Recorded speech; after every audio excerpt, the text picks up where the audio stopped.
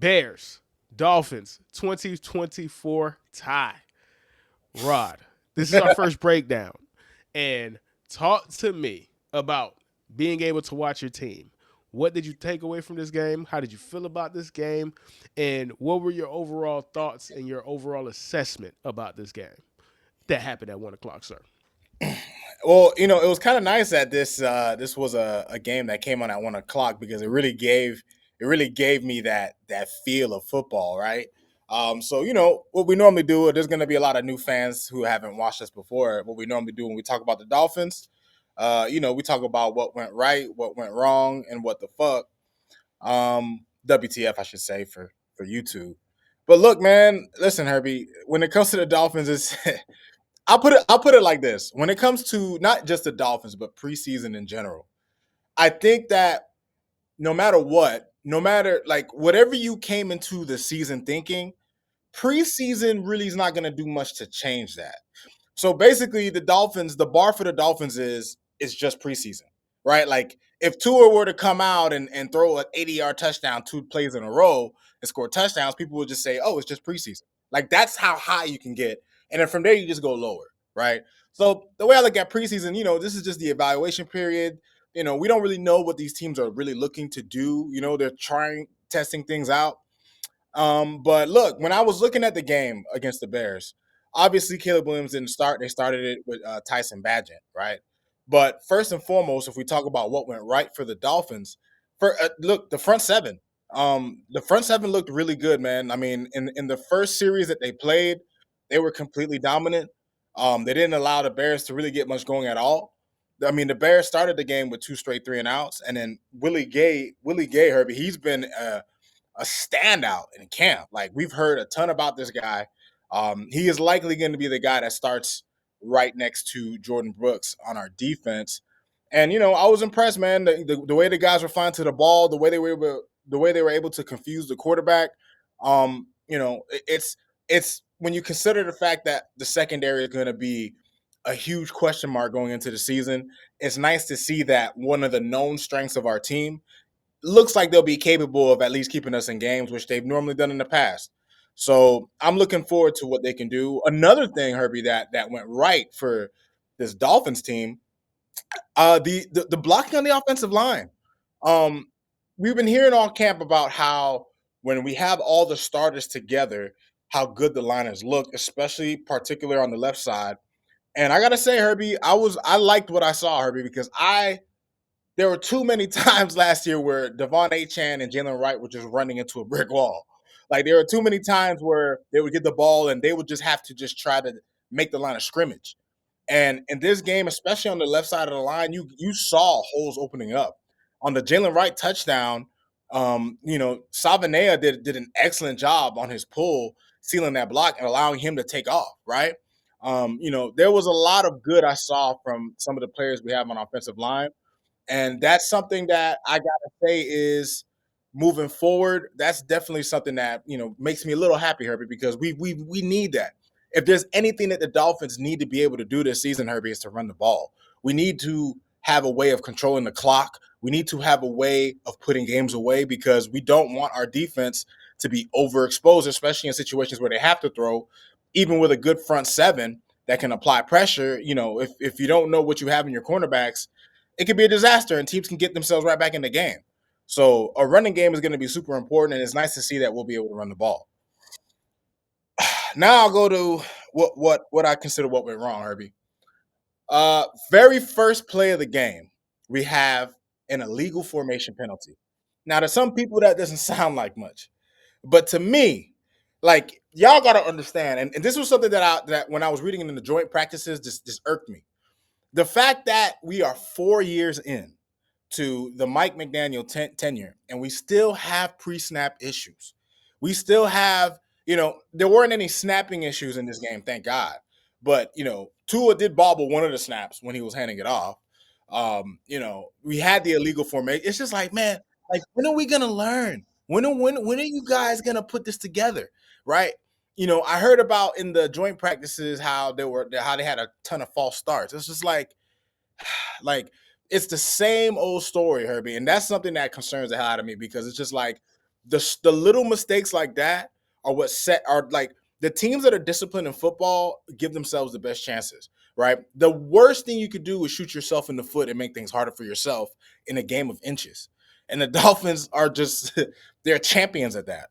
You know what I mean? Another thing that I would say went wrong, I gotta say, outside of the starting offensive line, woo, boy, we ain't got nothing back there. Like I'm talking, man, for all, and I'm gonna get to my last part of this, the quarterbacks, but I can't even blame the quarterbacks that much, man, because we don't have anything for depth, especially when you consider Andrew Myers got hurt, right? So the Dolphins have to figure something out before the end of camp. We got to find at least one or two other guys. We need some swing tackles. We need some guys that we can depend on for when when we have some of our guys go down. Austin Jackson, he's not even going to be able to play until week 1.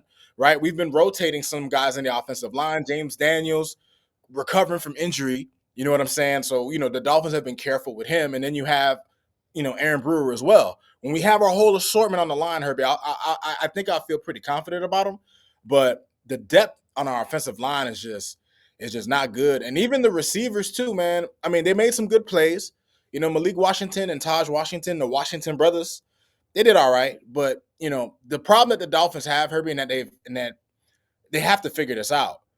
They have to find a way to beat press coverage, because whenever teams press our receivers and they disrupt the timing, it seems as if we get all out of sorts, right? And that's not just on the receivers. That's on Tua, McDaniel. That's on everybody involved, right?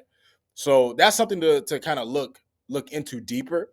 But ultimately, Herbie, I got to get to my WTF, man, and my WTF I is gotta join you for this. I gotta join you for this. This my, is hilarious, bro. my, my, Wait. Let me set this up. Let me throw you that. Let me throw you that softball so you can knock that thing out the park. Rod, what is your WTF? Your first official WTF of the Miami Dolphins Sunday.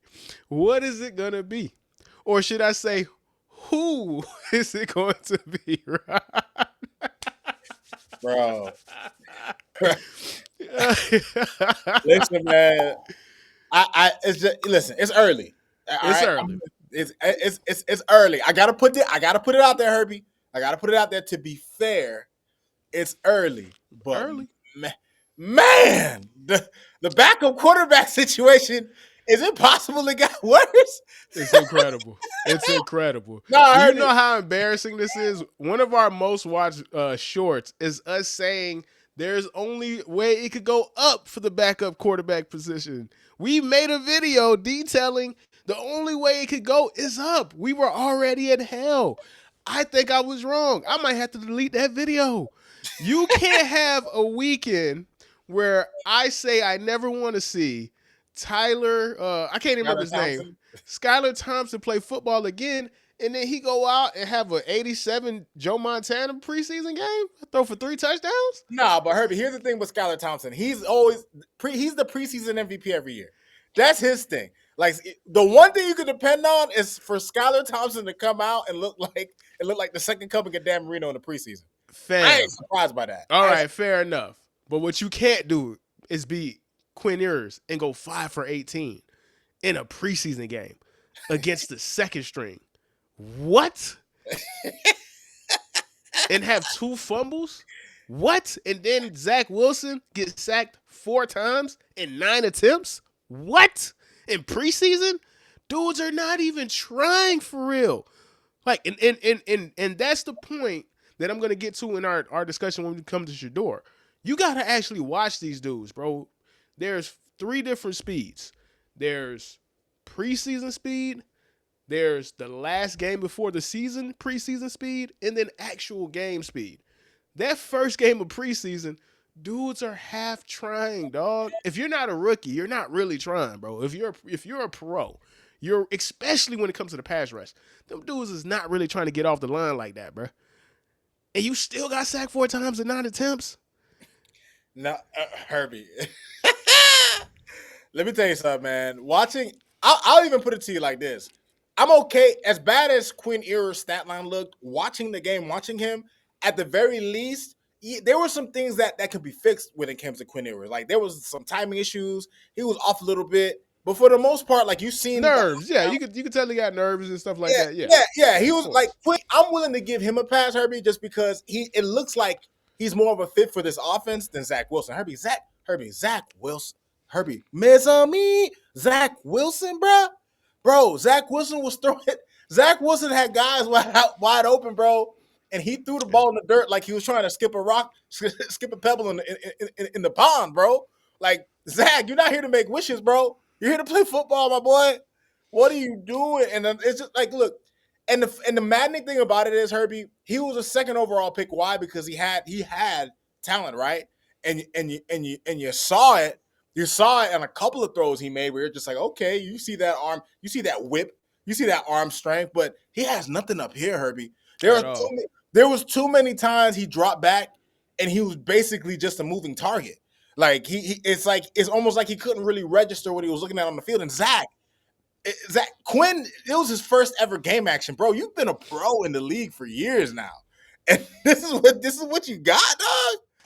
Like, yeah, I think when it comes to Zach is clearly somebody who cannot be in a professional game. Like, he's somebody who could be he could be better in practice. He could be better in 1-on-1, 11-11. oh, When it gets into the game, he's not a professional quarterback. We tried it with the Jets. We tried it with the Broncos. We tried it with who was he on the Bears? We tried it with I every think he was team on the imaginable. Niners. Was he on the Niners? I think. Maybe, I don't know. I Yeah. know he's on the Miami Dolphins now, and I know that he needs to be off of the Miami Dolphins yesterday. All right.